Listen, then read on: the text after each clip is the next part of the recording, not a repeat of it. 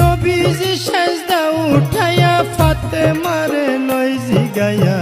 শোনো শোনো মা জননী আমি কই তোমায়,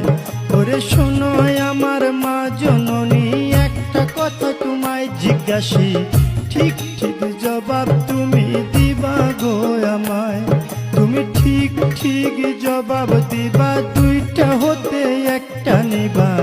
ছেলে চাও না উম্মত চাও কও তুমি আমায়, তুমি ছেলে চাও না উম্মত চাও, দুইটা হতে একটা নেও। এই কথা বলিলেন যখন নবী মুস্তাফায়,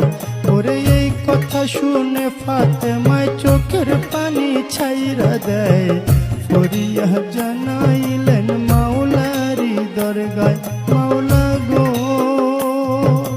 চাই না আমার আপন ছেলে উম্মতি উম্মতি বলে